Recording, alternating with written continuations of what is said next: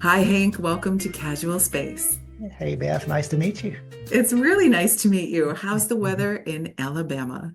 A little warm, even by Alabama standards for November, but Oh, I think winter's about to show up a little bit, or at least a late fall. We're about to get some cooler weather, so that'll be nice. so what is cooler weather in Alabama? Like 90 So, degrees? so at this time of year, temperatures in the 60s and 70s with Oh, lovely. but really the nighttime lows hitting the 40s. That's when we know Oh, we're that's about to turn seasons. okay. I'm coming. Half kidding. You're right across from the U.S. Space and Rocket Center. So I am half kidding because there's always a reason to visit that. Yeah, it's a great little area for rocket enthusiasts and space enthusiasts, and there's maybe it's a good tourist site. It's a very good tourist site for those who Yeah, wish to learn about the space history and for the price of admission, just to be able to stand near the Saturn V for sure. rocket, that's Yes, worth the price of admission right there. It's just a agree. wonderful experience to sit right next to it. I agree. It's very moving. And now the Pathfinder renovation project's complete. Am I right? Yeah, I think that's right. Yeah, I think so. Yeah. And that's right on the Space Camp campus. And my son just this summer went down for Aviation Challenge, and I'm on the Space Camp alumni board. So I get to use that as a wonderful excuse to come every year and see what's new there. And there's always something new. So it's a Yeah, pleasure. and just wonderful, just educational opportunities for kids to come and to develop that passion that a lot of us were able to get over the years, whether it was watching Star Trek or Yeah. just watching the space shuttle programs. There's a lot that goes on in the Huntsville area. There is, and it's growing. Every time I'm there, there's new contractors, new apartments, lots of It, families and people that are moving to Huntsville. Yeah, it's a very different place from even just I've been here about 14 years. And Really? you can just tell the growth that you could just see it that's taken place over the years. But yeah, Yeah. it's a real, as they say, it's a happening place, and you Yeah. have a lot of industry, and not just space oriented. They've really diversified their business portfolios in the area to have more high tech type industries come in. We have a very large research park in Huntsville. In fact, they call it sometimes the Silicon of the East, the Mm. Silicon Valley of the East. So Mhm. there's a lot of research productivity taking place in this region. For sure. You know how I tell how things have changed over the years? When I originally went well, I went long ago, really long ago. We won't say how long ago, as a camper. But when I went as a counselor, I lived in the dorms at University of Alabama, Huntsville, Hmm. UAH, which is Yeah. right down the street from you. Well, that's the campus I'm on. Yeah. Oh, that's where you're at Yeah, right yeah. I'm now. at the UAH campus. That's Oh right. my Yeah. goodness. Yeah. So my office Okay, is here in so the College of Business. Yeah. oh, it's a beautiful campus.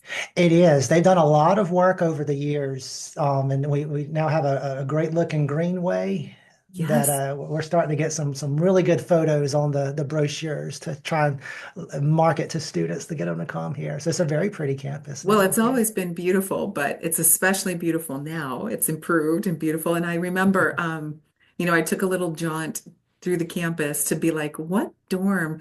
When we worked there as counselors, for whatever reason, some counselors, there were so many of us, but some stayed on site at the university. I'm sorry, at the U.S. Space and Rocket Center because we had to sleep, down the hall from the kids. So there always had to be someone on site, on premise. But all of the other counselors that were, teachers and others, we would stay at University of Huntsville. And I was looking for my dormitory when I found it.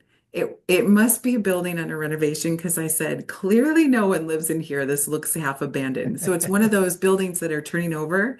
But when you see it now, it's quite old, which makes me feel old because I'm like, wait a minute, when I stayed here, it didn't seem that old. And now everything's growing, like you said, and changing. And I got to see it this summer, and I'm like, it's good to say goodbye to things sometimes and move into the future. Sometimes turnover is good. That's right. That's right. I live there, and I still to this day, I have no idea who my roommate was. I mean, we slept in the same room, but some of us we would have schedules. Maybe we got 5 hours off a week, a Yeah, week. So we yeah. would go all day at the Space and Rocket Center, come home and sleep.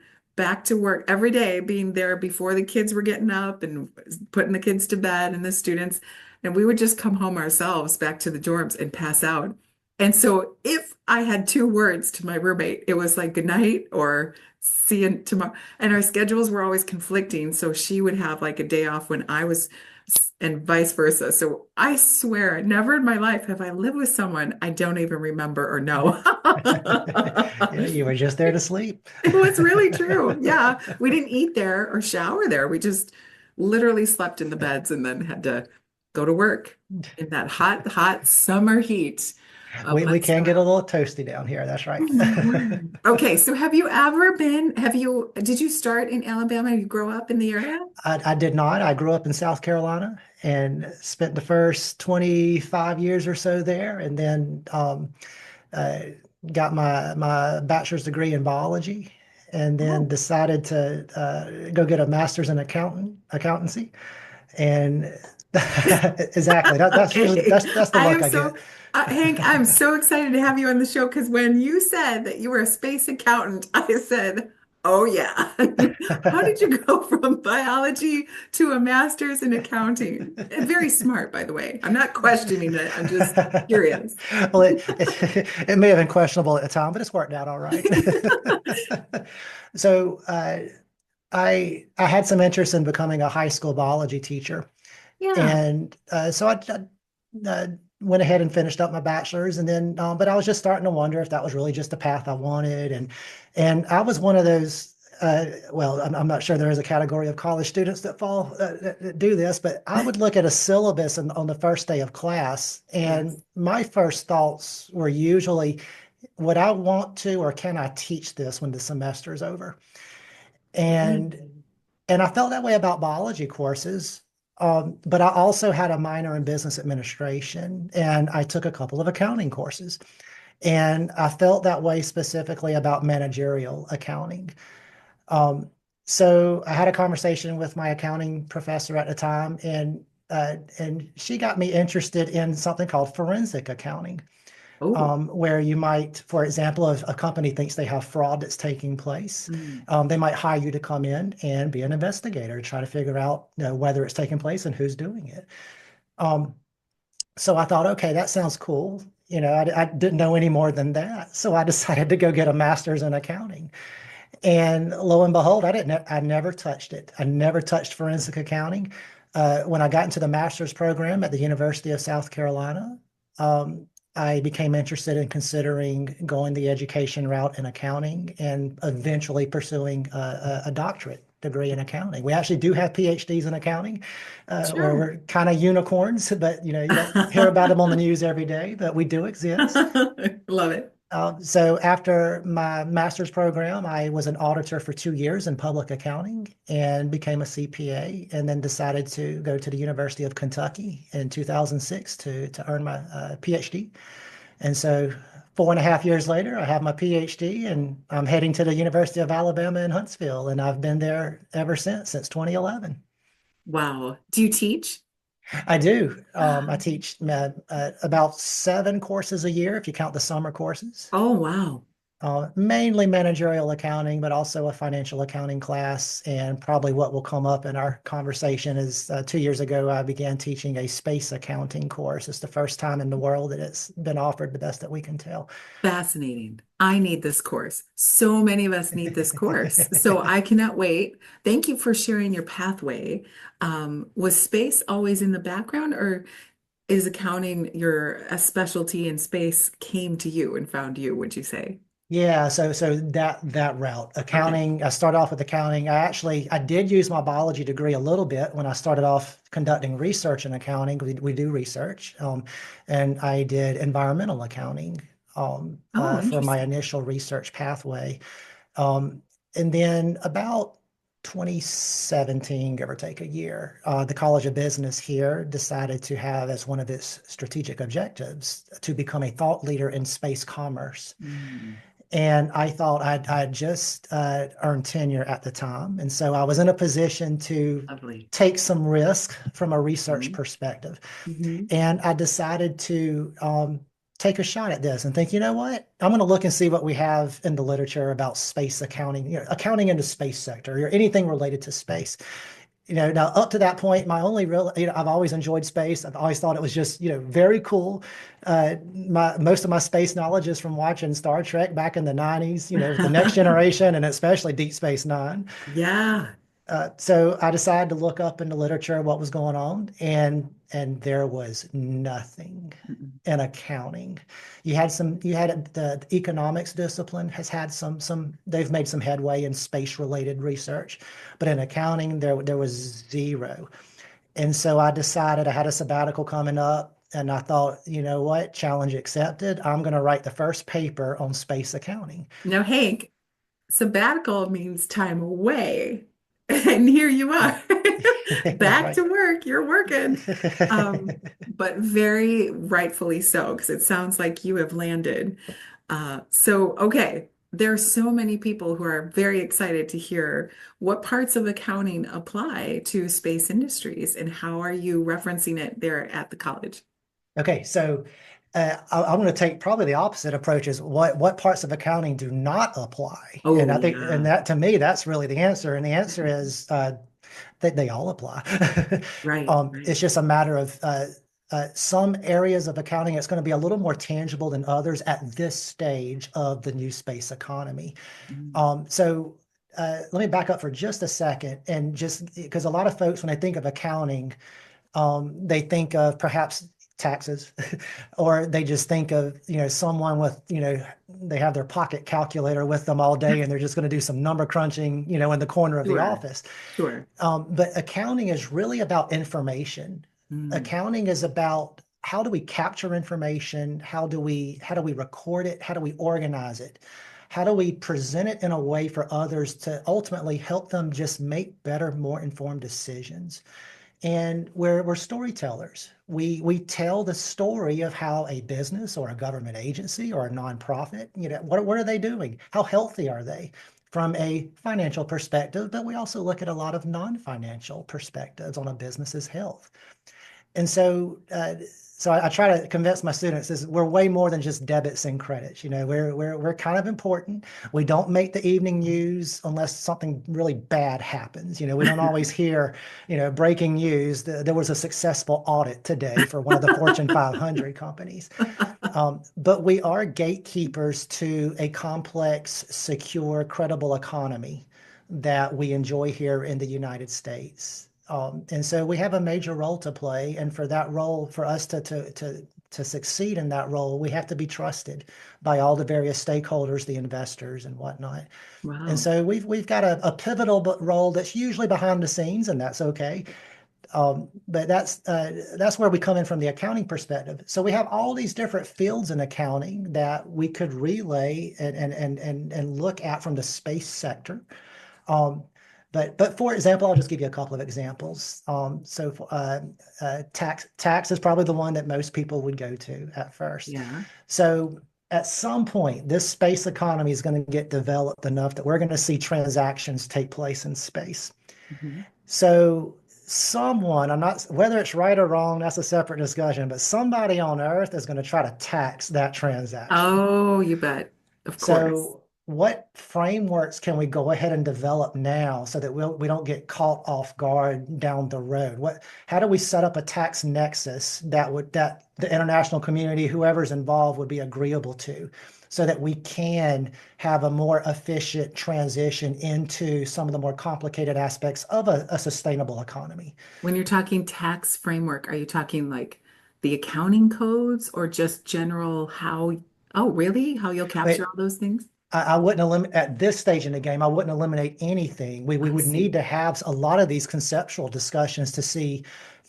Maybe we very well could just take the current tax code and transport it, use it in space, or maybe there are some unique attributes of the space sector that will require adaptation. That we need Mm. to consider these things on the front end. We need to be proactive. Absolutely. This is so fascinating. I couldn't agree more. And it's something I know we don't think of every day, but my favorite part of what you said was that accountants are often the storytellers because you're using the data, you said, as the gatekeepers. to telling the story. I love that. And I would have never thought of it in that framework, in that approach, but it is so true. You also talked about being trusted. I mean, everyone has to come through accounting if you want to get things done, get things not only purchased, but get things assembled, built, referenced. Our time, our efforts, it all re is reflecting in accounting. Wow. Didn't think of it at all like that, Hank. Thank you. Oh my goodness.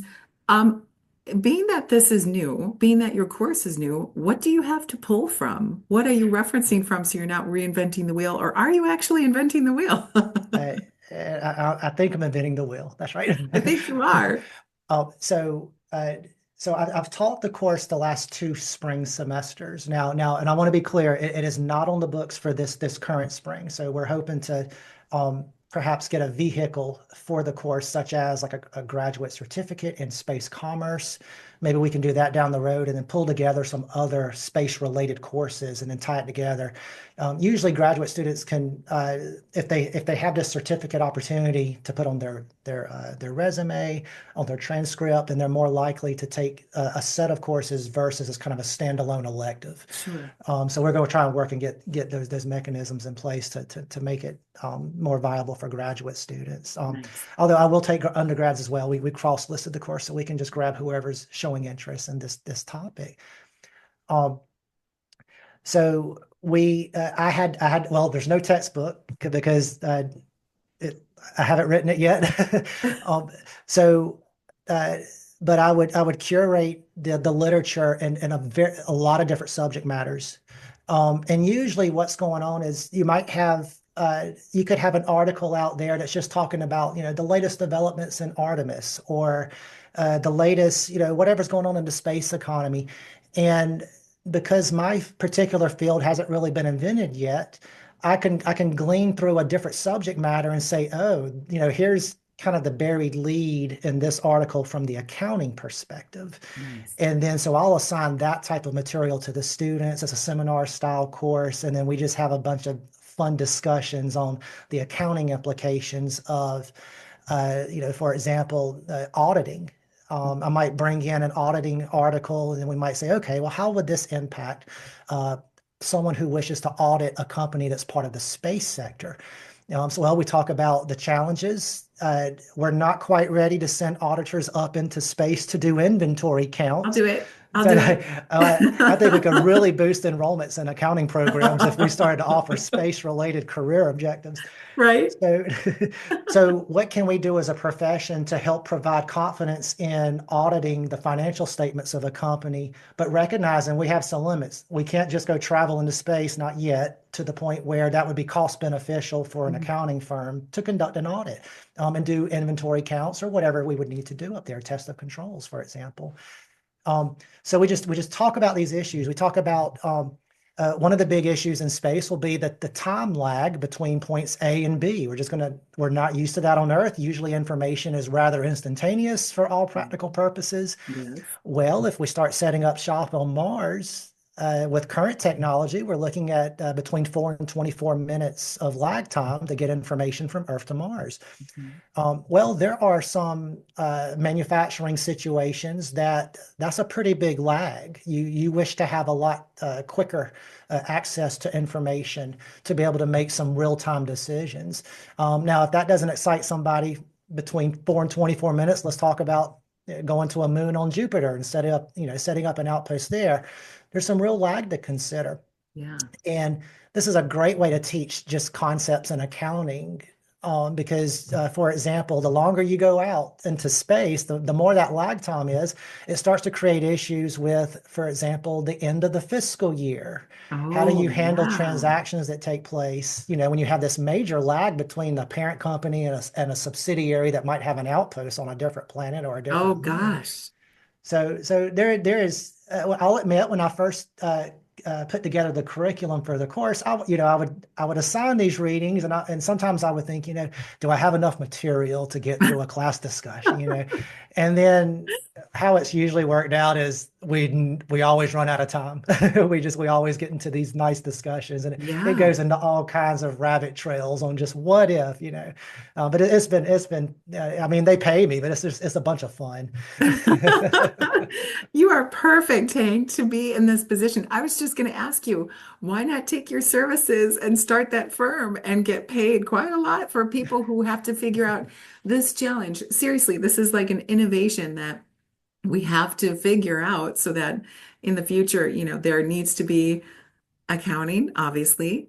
And there needs to be this transaction that doesn't keep people from being able to assemble and build and travel and explore and all those things.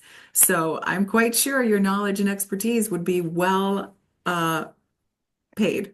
Yeah, and actually we have the big four accounting firms. They're the more global oriented accounting firms. They all now have dedicated websites to the space sector. So they Really? have caught on that this is a very for them it's a very lucrative industry to become Oh, yeah. experts in, to become more involved in, to provide consulting services in. And Okay. so that's just showing how mature the space sector has become in recent years. So there's a Absolutely. lot of opportunities here. Wow. Wow. So, hurry up and get that textbook written because the world needs it. No pressure. No No pressure. pressure. It must be fascinating. I would love to sit in on this course. And I know, like, I'm just thinking out loud, like, International Space University. This might be a course that, you can amend or partner with or someone, because there are these masters in space economics or Yes. people and startups who want to know how to budget for starting space companies, manage and work within the space economy. And this part has been missing for so long. I'm sure it's so needed. I want to ask you a little bit about the case studies that you might be bringing into the class, and especially about some of the things that are tangibles that we can look to, things like building an international space station, launching rockets, bringing up research, using things, but there's also some real loopholes that must put your palm in your head every day, like international partnerships and how we need to work with other countries on everything from funding to assembly to regulations that we have to do together. I mean, these are all, and then I'm getting ahead of myself, but government spending and taxpayer dollars versus commercial and private companies must have very different accounting approaches there as well. So is this all covered in class and in the textbook? In a more conceptual approach, it is. I don't want to go into the weeds too much in class because I want non-accounting majors to also have access to this Ah, type of course. hmm, So we don't go perfect. into the transactional application. But with that being said, there's plenty to talk about that we don't have to get into the weeds. And those were some great examples that you mentioned. When dealing with international issues, we talk about the Outer Space Treaty Hmm. and whether or not it's an appropriate framework for the modern space economy, because there are some things going on with the space economy, the increase in the private participation that was not on the table when the Outer Space Treaty was constructed. Right. So we have discussion on whether or not this is a valid vehicle. Maybe there are some ways to be a little flexible with the framework to make some adaptations to it, but also maybe we need to do a wholesale change. And from the accounting perspective, that would be important with respect to property rights. What would the international community be agreeable to how property rights are established in outer space? Not necessarily claim land on the moon. We would have some major issues with that right now under current agreements. But for example, the extraction of resources on a planet or an Oh, asteroid. Um, oh. how we determine property rights will have a major impact on the financial statements of companies. Yes. So policy follows how you'll be writing and approaching some of these things. That's Oh my exactly gosh. right. Yes. Mhm. Wow. The world is waiting, Hank. Do you get questions all the time? It's like half of your time spent from these phone calls I can imagine from people all over the world going, what if, or how would you suppose, or how would you handle? I do get that a little bit, yes. And I've been fortunate to have a couple of other podcasts to pick up on this topic. And a couple of those have been live. And so they have callers that call in and ask questions. Really? What's the Um, name? Do you host that podcast? I don't host it, but I've participated in it. Oh, we got to put it in the show notes. What's the name of it? it was the space show Of with course. David Livingston. So Oh, yeah. we actually had a show earlier today. So this Well, is the second. look at you, and you're still fresh. Oh, goodness. You got to show me all these tricks, Hank. No, that's phenomenal. We'll put some of those episodes in the show notes so people can really understand even more in depth. Okay, so you get all these calls and you do have all these questions. Some of them perhaps land in the book as potential questions students have to examine. We'll sometimes if I have reference to something outside of class, I'll definitely bring it into the classroom. But the students have been great all by themselves with just these questions that, we might even talk about space non-fic or fiction. And for example, would Klingons do debits and credits like humans? Or what will the Ferengi do? Do we even Love care? it. Um, and actually, one of the projects I have the grad students do is a media project to where they have to take a fictional medium, whether it's a movie or a Star Trek episode or whatever they wish to do, and look through the prism of that medium and kind of filter out the accounting implications from the plot, and then talk about what we've learned in the course to determine whether or not they were they realistic, what could they do differently, how did this impact the plot itself, just to get them to think outside the box a little Love bit. it. Challenge accepted. That's phenomenal. Wow. This is so intriguing. How many years have you been teaching? 2006. So 18 years. We're starting to Okay. get, yeah, I Okay. started in my doctoral program. Part of my doctoral studies included Wow. That's great. I'm a visiting professor right now. I'm really okay. enjoying it. I'm Yeah. really enjoying it. So I'm asking because I wanted to ask you about the evolution of your student body in Mhm. general. Now you Mhm. are at a place where space is literally in the background, like right across the street is the Rocket Center. But students are more and more in their future, which they're seeing themselves in the space economy and not necessarily having a tangible presence on a planet or in space, but definitely adding to the work within that economy. So, can you maybe walk us through from your own opinion and perspective of what you've seen? What are the students envisioning, or how have students changed through the years to go from perhaps something that's more of an idea to an application? Yeah, and in our region, the North Alabama region, we have this heavy space sector footprint. So many of our Mm, graduates absolutely go to work for, if not NASA, mhm. or the some entity that's on the arsenal that we have here, or government installation here, or certainly with government contractors that we have Yeah, in the region. So that's a major pipeline for our graduates here. Um, so. Uh, I think there's more acceptance with the onset of the privatization of space activities. I think it's now here we've always had the NASA presence, of course, yeah, with the Marshall Space Flight Center. But we also have this broadening of the space activities in general that go beyond government space activities. So basically, we're growing the pie, and we now have additional slices to the pie that gives provides career opportunities for our graduates from a number of different disciplines. UAH is has a very heavy engineering and science presence on campus and in the community. But in the business college, we benefit from that presence, and we also get to put our own little spin on our contributions to the space sector.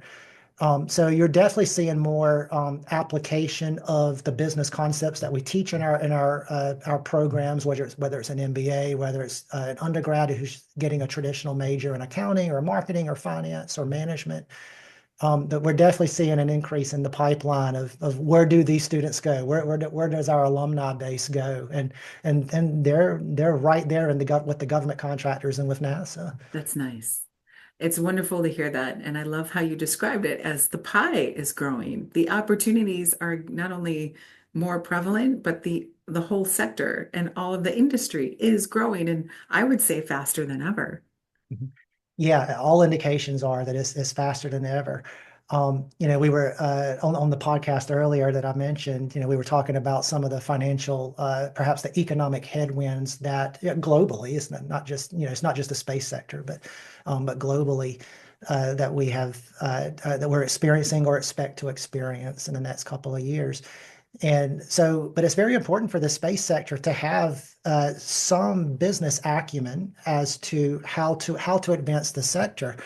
Um, and I certainly don't mean in lieu of the engineering contributions to the space sector. That's going to be there. That's always there. And I'm very glad we have the engineers. Mhm. But we also need to increasingly, in my opinion, include the business acumen to help these government contractors, these private entities that wish to find that next innovation that's going to let them plant their stake into the space sector, and that's going to involve good information to be able to make informed business decisions, Yeah. a good idea of the dynamics that occur between public stakeholders and private stakeholders.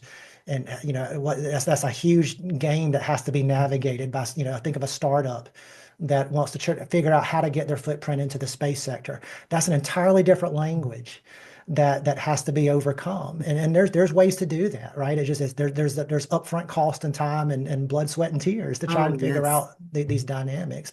But once you get in, once you get that knowledge, you have this advantage over other competitors that are part of the space sector. Very true. Very well said, because anyone who ever has worked at NASA knows they speak in acronyms, as I'm sure the space sector does now, public or private. Everything's an acronym, right? That's right. But once you master that, seriously, and once you get that understood, you can rock and roll. Right. Because there's so many moving parts. And like you said, accounting is that one place where those all come together and impacts everyone greatly and beneficially too. I love that you continue to reference the whole entire Star Trek series. But to be fair, that was a visionary utopia where we could fully explore. And the things like uh, assembling and accounting and money transfer was on the side. It was implied, it was inferred that we've somehow successfully overcome that, or we have it again operating successfully on the side. Do you think we'll ever get there? I sure hope we get there. And it's interesting when, at least from what I've read, when the writers of Star Trek and I guess Roddenberry, when they developed the Ferengi, it was really representing what would happen if capitalism just ran amok. They didn't, what happens if it's just rampant with no guardrails. Um, but it's interesting to analyze. We can glean insight into the business perspective that they took. They like Quark and who ran the bar in Deep Space Nine. Oh, sure. But they just went to the extreme, right? And they let profit be above everything. And then of course Quark was a little more of a softie than probably the average Ferengi. Right. But I do think yeah, it was absolutely a utopia, right? But it also provides an intellectual roadmap to what can be with respect to the peaceful exploration Mm. of the space sector. Now, do we have geopolitical issues that have to be addressed in the near term? Absolutely. And I do wonder to what extent that's going to take some oxygen out of the room when it comes to peaceful exploration. Yeah, yeah, for sure. So we definitely there are many dials being turned, and we do have to take that into account. But I sure hope one day we could spend a little less time over how to blow things up and a little more time over how to go eventually meet those Vulcans out there. Oh gosh, yes. Yes. Well, I envision your textbook being side note cutout references of space track episodes and memes and all the things so that students get that digestive breath and say, oh yeah, that episode, I remember that was the challenge. Let's implement it in this idea here in the chapter. Seriously, That's why right. not? I mean, we're referencing it now, and you referenced early the power of story. Mhm. part of what we do, Casual Space just recently announced our campaign for helping to raise money for Stories of Space, where we send stories about space into space. And these are exactly the storytellers, the accountants, the people who are at the every day. It's because of the innovations through Star Trek and Star Wars and these fictional scenarios that we came with ways and innovations to solve for those problems in the future. So the power of story we believe in wholeheartedly. And Hank, we would love to have you if you're considering ever advising a non-for-profit in all seriousness, because this is something, we believe in the power of story and we walk the walk and talk the talk. So we allow people to send their story to space so that when they have an innovation for space, we capture it and we actually put it out there. And I think this is going to happen more and more because I think, like you said, we were talking about the student body. Students are able to see space as usually this long-term investment, years and years and years of application or invention before it actually is seen. And, even when you're exploring, it takes a long time to get places. There's a lot of testing. There's a lot of time in between what you intend and what happens. And I think hopefully I'm saying this truthfully or accurately. I mean, we've become a little more patient, but space is able and accessible so much more rapidly. You can design a small satellite in months and launch it in under 6 months.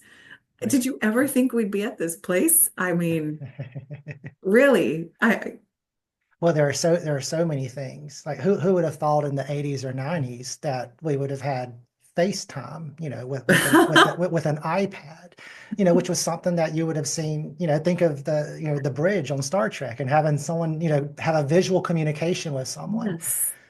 or universal translators. We now have, Google that does it seamlessly. So, and I love this idea of the stories and getting them up into space, because that's such, part of the space sector, and what's been so fun about it over the years and decades is the cultural impact Mm. that the space sector brings, because we just, as humans, we're just naturally curious, right? And we're Yeah. just really wondering what's going on out there with those stars that are all over the sky. And so to bring the stories into it, it's a cultural imprint of what makes us curious as humans, and how we apply that curiosity. And so I just think that's a great idea to keep inspiring people to Oh, really pay attention to what's thank going you. on, and especially if they're younger, to perhaps have a career path in the Oh, space sector. thank you. Well, this is why we have guests like you to highlight your career path and think in these amazing careers that are supporting our endeavors and our excursions and exploration in space. And thank you so much for that because I think, once again, it's interesting, right? How you're talking about how story aligns with what everything that touches space exploration, it all impacts through, I think, story, through our narrative. And I couldn't agree more. I just never thought it within the framework of accounting. So this is why it's such a pleasure to talk to you. And I think there's a lot of students who never desire to go to space because let's be honest, I think space is very sexy, it's very appealing, it's really authentic, and we all consider it to be very, interesting. But it's hard and it's not pleasant and it messes your body up real bad. And when it really comes down to it, I think if most people had the opportunity and the risk and being away from your family and then the detriment that would come to your body, I think most people would be like, no, thanks. So they want to be supportive and they want to be part of the industry in unique ways. And when we have guests and experts like you, Hank, they see themselves in a pathway that perhaps you saw going from biology into accounting, where they're like, this makes sense to me. I understand this process or this system, and I can still be part of the industry in my own unique talent and skills applied, which I'm so grateful. Yeah, there are many ways uh, to provide support to those who are on the front lines, the astronauts. And a lot of those career paths don't necessarily get a spotlight. Sometimes you kind of, I'll admit, you kind of walk into it. I could not repeat my career path if I tried to get to this point. But I would imagine there's probably a lot of people who feel that way, who even currently work in the space sector. Well, that's the beauty of it though, right? Is that Mhm, you go this way and then you go this way and then you go that. That's what makes it fun. That's right. Yeah. I remember, one of the things people ask me a lot or have asked, why did you ever leave NASA? And as much as I loved working at NASA, Johnson Space Center, the path was clear and straight and spelled out. And there were tiers to how you were going to move through the path, but that was about it. Like it was very narrow. And I think with the government, Right. you're probably aligned with Marshall, like you said, and the Arsenal. So you're a GS this level, and next year or 5 years, you'll be a GS next level. And once I left NASA, and you get to go here and then here, and sometimes backwards to go forwards or sideways, it definitely is different and Mhm, mhm, challenging. And you yeah. lose that reliability in a career path. But boy, oh boy, do you get to meet the most incredible people. And they also work for NASA, don't get me wrong. But I think that's the fun of it, right? Is you take some risks, you see where you land. And I love what you said. You can't repeat it if you tried. That's right. Yeah, the trade-offs of having a little more freedom in your career path. Do you think the students understand that as well? Because I think back in the day, students used to be like, okay, if I want to work in space sector, I've got an engineering or science degree. And I think now, because of you and many others, they're saying, oh, there's opportunities. Do you see that in the students? I think uh, sometimes with a lot of these students, and you got to kind of back up to when we were 18 and 20 years old. Sometimes, it's all about the grade. Oh, yeah. And Yeah, then they actually, a lot of them want a more rigid structure. It provides security. It I provides see. a lack of surprise Uh, for them to go from step one to step two to step three. Now, I try really hard to uh, chip away at perhaps that view, especially when it comes to things like grades. I tell them like the grades are an outcome of you learning. The grades are not the end all be all final result. That if you'll just study and learn the material, the grades will take care of themselves. But as a former undergraduate student, I can understand that's a really hard lesson to learn at that right. age in life. I know it is, but I'm going to borrow that. I'm totally going to borrow that if it's okay with you and apply it to Absolutely. my students that it is the outcome. But I get it. Once you're outside of college, grades are, like you said, they're not as heavily weighted. It's the experience you bring and the personality you have and the applications you're capable of doing.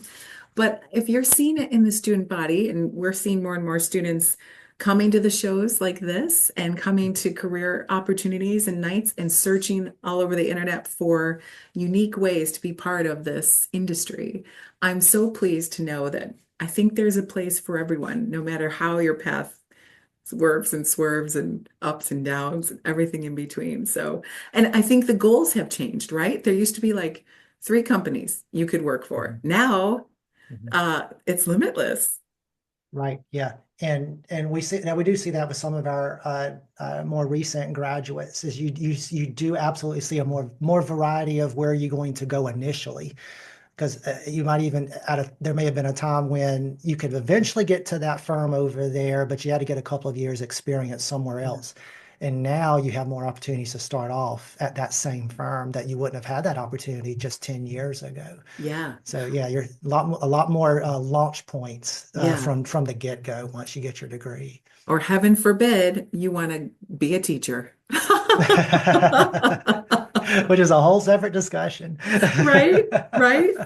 And academia has changed too, right? I mean, it's Very it's much so. it's a Yeah. lot more in tune, I think, as to what's going on in the industry. It's very involved. I mean, sometimes students are actively working in the industry while taking classes, and you get that real experience in the Mhm. classroom, vice versa. And I love it. It's definitely evolved along with Yeah. the industry. So Yeah, especially with graduate students who are now older than what they used to be. They've got right, that full-time job going on right now. They've got a family at home. So right. different priorities in life, different objectives, and And that definitely changes the dynamics in the classroom. Yeah. Yeah. And more ambitious students too, I'm finding. Yeah, Well, a yeah. few. That's right. Hank, That's right. we speak truth, right? We That's know right. we're That's right. actually there. Hank, what are you doing when you're not teaching? Oh, let's see. Well, I have a 4-year-old at home that my Oh, wife and goodness. I are that she keeps us busy. Oh, I bet. So that's a lot of fun. We have a small farm, a little hobby farm. My Nice. wife is a horse person. Okay. She likes to joke that whenever we got married, she came with a dowry, and so we have, so we have, let's see, I think we have 4 horses and a donkey named Josephine, and about 10 chickens, and That's a awesome. couple of dogs, a cat. Oh, that's like the dream. That's the It- dream. yeah, Wow. it's fun. Are they on property? Do you wake up and like They the are, they're all yeah. right there? We Oh, have how about nice. 17 or 18 acres. Yeah. Yeah, Wow. Josephine the donkey, she lets the neighbors know when it's time to get up. That's so much fun, Hank. Oh my goodness. And then down there, I know you're close by and you're really in the industry 100%, but do you ever see the night sky in a unique way, perhaps more than most, because you have that, I'm not kidding, when you go south, you get a Mhm. different, I mean, and if you're rural, to be honest, you have a very different night sky than most. Is We that do. something Yeah. inspire And you? actually, yeah. And I missed out over the summer. We had some opportunities to see the Northern Lights, even as far down as Alabama. So some folks were able to observe it. I was unable to, and some people Neither got were it we, on the Hank. Don't phone. Oh worry. yeah. I'm Okay. in Chicago and we didn't, Oh clouds. no. That's Murphy's Law. That's Murphy's Law. We drove north to Wisconsin. We drove west. We drove. And I was like, the Northern Lights are blanketing us. We can't get any closer. And yet, Murphy's Law. So Oh, don't feel bad, Hank. well, Maybe that's I have to some. come to Alabama to see the I Northern Lights. do. Well, we'll take you. We, You're so no, kind. yeah, uh, I just that's on my bucket list is to go near the Arctic Circle somewhere and just Let's go. take a look at the Arctic lights. That would just be amazing. We just don't get that opportunity down here that much. Sure, sure. Well, we appreciate so much your insight and your expertise, sharing your career path with us, which is truly unique and very insightful because it's real. It's real, you know? Well, thank What's you. next for you after the book and the courses and everything? Do you see yourself being fully invested in teaching this class? And I mean, you're going to be on high demand. So, I don't know when that textbook is coming. That might be that might be way down the road. Um, uh, just I'll keep trucking away at the courses. If we have an opportunity to provide a good vehicle for the space accounting class specifically, we'll try and get that up and running again. We have a conference that we started last year on space commerce, on the business of space conference, and that I'm chairing the planning committee for the next rendition of that conference, and that'll be this February. Oh, Um, at University of Alabama, in Huntsville? Huntsville, yeah, Okay. UAH, yeah, it'll be Okay. on our campus, and February Nice. 23rd to 25th. And the theme of this year's conference will be partnerships. What are the challenges? What are the opportunities? And we're hoping to provide a very diverse array of speakers. We want to talk about the finance perspective, the marketing perspective, the international cooperation perspective, the NASA perspective. So we had a lot of good interactions between the practitioners from the space industry and the academics last year at the conference, and they had great Q&A sessions after the speakers presented their material. So I look forward to having more engagement. I think that's one of the things we can really do in the academy is to form that bridge more between Yeah. the space sector and the academy, especially from a business perspective, to help show the value proposition that we can bring to the table for those who may have not previously thought about it. Well, I hadn't until our conversation today, and I'm grateful. I'm so grateful for you taking the time, 2 podcasts in a row. You got to go back to the farm and relax. You've done all the hard lifting today. Uh, where can people find out more about you, the courses at UH, or the conference coming up? If you would feel comfortable sharing, I'd be happy and excited to help promote it. Oh, well, I appreciate that. We do have a website for the conference, and I'll send you the link if that's Great. okay to help push it out. Yeah. And then my email address is really my name. It's hank.alewine@uah.edu. I've got a faculty page on the College of Business website at UAH, Perfect. and I welcome any calls or any emails. I'll be glad to Oh, you respond. will. Oh, you just did it for yourself. Now all the listeners are going to continue this conversation. And in all seriousness, would you mind, here's my invitation. Please join us again on the show anytime because this is so much fun to learn about. I know things will continue to develop. And as people have questions, both either for you directly, thank you for extending your email, or through me through the show, we'd love to have you back and walk us through some of those applications and ideas. And always talk some more Star Trek. All right, absolutely. I'll be happy to come back. Thank you for Okay, having me. great. Thank you, Hank. All right, thank you.